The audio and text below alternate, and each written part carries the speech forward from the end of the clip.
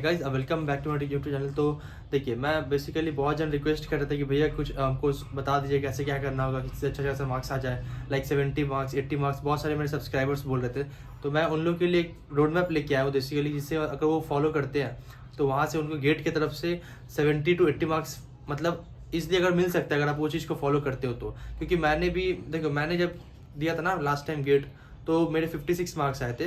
तो मैं विदाउट मतलब ये चीज़ अगर कर लिया होता ना जो मैं बताने वाला हूँ, तो मेरे भी आज 80 मार्क्स से ऊपर आते मार्क्स, तो मेरे भी अभी तक PSU में एडमिशन हो चुके होते। बट देखिए बेसिकली क्या है ना कि देखिए मैं बता रहा हूँ गेट 80 प्लस मार्क्स कैसे आप अटेंड कर सकते हो। ठीक है, सबसे पहला है आपका टॉपिक कंसेप्ट। देखिए टॉपिक कंसेप्ट से मतलब क्या बोल रहा हूँ कि मैं आप जो टॉपिक पढ़ रहे हो उस चीज़ को समझ लीजिए। आप कोई भी DBMS का ले लीजिए, ठीक है, DBMS का फंक्शनल डिपेंडेंसी ले लीजिए, मान के चलिए अगर आप उसको पढ़ रहे हो, ठीक है, तो उस टॉपिक का हर एक सम्स, हर एक कंसेप्ट जो है उसको आप पूरा डाउट क्लियर करके चलिए। मतलब अगर एक भी डाउट अगर आ रहा है तो उसको भी पूरा क्लियर कर दीजिए। तो ये क्या होगा ना कि आपको उससे कोई भी अगर सम्स आता है तो आपका आराम से हो जाएगा। ठीक है, ये हो गया आपका टॉपिक कंसेप्ट। समझे, टॉपिक कंसेप्ट सबसे इंपॉर्टेंट होता है, चाहे वो किसी भी सब्जेक्ट के लिए हो, चाहे वो आपका सी प्रोग्रामिंग हो, चाहे वो DSA हो। आपको हर एक चीज में आपको टॉपिक जो है उसका पूरा एकदम अच्छे से आपको ग्रिप रखना पड़ेगा। ठीक है, अभी दूसरा क्या है, देखिए लास्ट 15 ईयर्स PYQs, मतलब लास्ट 15 ईयर्स PYQs का मतलब क्या होता है कि देखिए जितना भी आप लास्ट जो 15 साल का जो PYQs पढ़ा हुआ है उसको सारा का सारा PYQs है उसको सॉल्व कीजिए। नहीं आ रहा है, क्योंकि आजकल तो बहुत सारे ऐसे मैंने देखे, मैंने फिजिक्स में खुद गेट वाला का जब मैंने सॉल्व करता था तो उनके साथ स्कैनर भी आता है। अगर आपको सॉल्व नहीं हो पा रहा है तो आप वहाँ से स्कैन कीजिए और वहाँ से आपको वो मतलब उसका वीडियो आपको मिल जाएगा सोल्यूशन में, तो आप आराम से कर सकते हो। वो ज़्यादा आपके लिए कंफर्टेबल हो जाता है। तो बेसिकली क्या है, 15 ईयर्स का लास्ट PYQs भी करना पड़ेगा, क्योंकि ये मस्ट होता है। 15 ईयर्स का PYQ सबसे बेस्ट है। ये आपका एक तरह से एकदम 90% ग्रिप रखता है आपका हाथ में। ठीक है, ये वाला ऑलमोस्ट। ठीक है, अब देखिए लास्ट में है कि full length mock test. Full length mock test क्या होता है कि आप जब आप सब कुछ समझ लीजिए, टॉपिक कंसेप्ट आपका पूरा क्लियर है, ठीक है, अब फिर PYQ आपका पूरा क्लियर है, तो आप क्या कीजिए लास्ट में पूरा मॉक टेस्ट दीजिए। जब आप फुल लेंथ मॉक टेस्ट देंगे ना तो आपको पता चलेगा कि हाँ मेरा प्रैक्टिस कितना ज़्यादा चला है, मैंने कितना ज़्यादा अच्छे से पढ़ा है, या कितना क्या किया मैंने, समझे। वो आपका फुल लेंथ मॉक टेस्ट आपको पूरा बता देगा। ठीक है, अभी देखिए तो इसको मतलब कैसे कैसे क्या करना होता है, मतलब कैसे मतलब जब आप मंथ में कौन से मंथ, जैसे अभी लाइक नवंबर चल रहा है, ठीक है, नवंबर अभी 3 मंथ बचे हुए हैं, 100 डेज बचे, बेसिकली देखा जाए तो 300 डेज है या 90 डेज ऑलमोस्ट है। तो उसमें कैसे क्या करना होता है, देखिए सबसे पहले ना नवंबर जैसे मान के चलिए, अभी नवंबर चल रहा है, फिर दिसंबर है और फिर आपका है जैन। ठीक है, तो नवंबर में आप क्या कीजिए, आप हर एक सब्जेक्ट को मतलब जितना भी subject, I think 10 plus subject होते हैं, ठीक है, CSC में CS ब्रांच के हिसाब से बोल रहा हूँ, और भी जितने ब्रांच है सबके लिए भी, तो 10 प्लस होते हैं, ठीक है, सब्जेक्ट। अभी क्या कीजिए, आप 10 प्लस सब्जेक्ट का हर एक दिन एक शेड्यूल बना लीजिए और उसके हिसाब से ये सब्जेक्ट को आप नवंबर तक ही पूरा कंप्लीट कर लीजिए रिवीजन में। ठीक है, नवंबर में आप सिर्फ रिवीजन कीजिए, सिर्फ रिवीजन।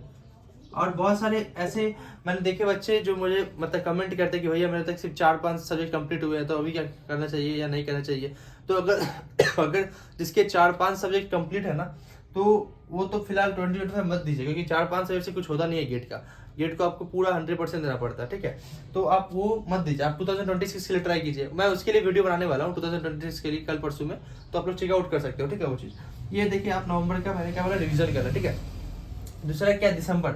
अब देखिए दिसंबर में क्या करना है, सिर्फ ये जो रिवीजन किया हो ना, और रिवीजन किससे करना है, शॉर्ट नोट्स से नहीं करना। रिवीजन क्या करना, हमेशा लॉन्ग नोट्स। लॉन्ग नोट्स मतलब पता है क्या, जो तुम पूरा बनाए हो, मतलब जो तुम जब एट द टाइम जब तुम पढ़ रहे थे जो टॉपिक बारे में, उस टॉपिक का जो पूरा नोट्स बनाए हो, पूरा नोट्स कवर करना।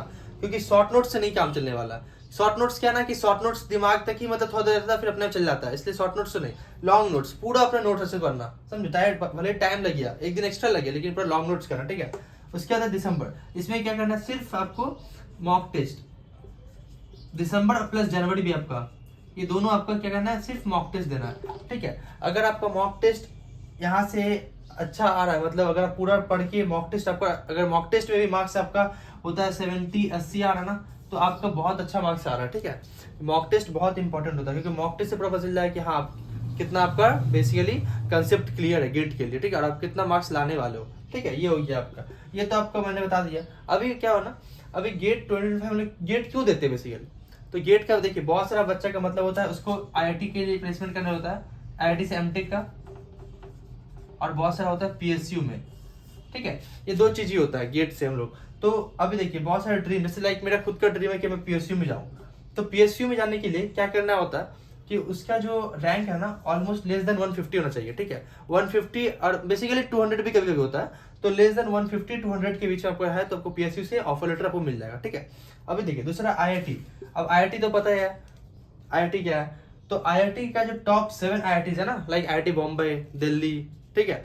तो ये जो आईआईटीज में जाने के लिए आपका जो रैंक होना चाहिए कम से कम गेट में वो लेस देन 1000 होना चाहिए, ठीक है, लेस देन 1000, ठीक है। अभी जो बचा आईआईटीज, देखिए टॉप 7 तो आईआईटी से बहुत हमारे हैं पूरा इंडिया में, बहुत आईआईटी है, लेकिन टॉप 7 में जाने के लिए आपको लेस देन 1000 होना चाहिए।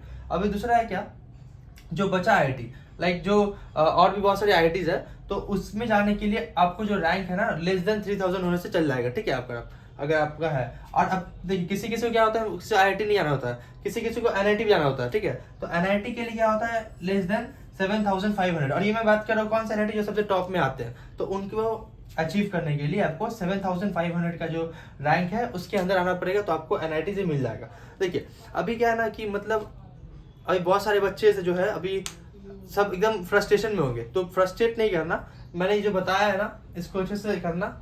उसके बाद क्या मोटिव है, तुमको आईआईटीज में जाना है या पीएसयू में जाना, तो उस हिसाब से काम करना और उस हिसाब से सब कुछ ये आप देख लो, यहाँ पे पूरा पता चल जाएगा यहाँ पे, ठीक है। तो चलो थैंक यू, बाय। अगर आपको अच्छा लगा तो मुझे फॉलो सब्सक्राइब कर दीजिएगा। चलो शुक्रिया।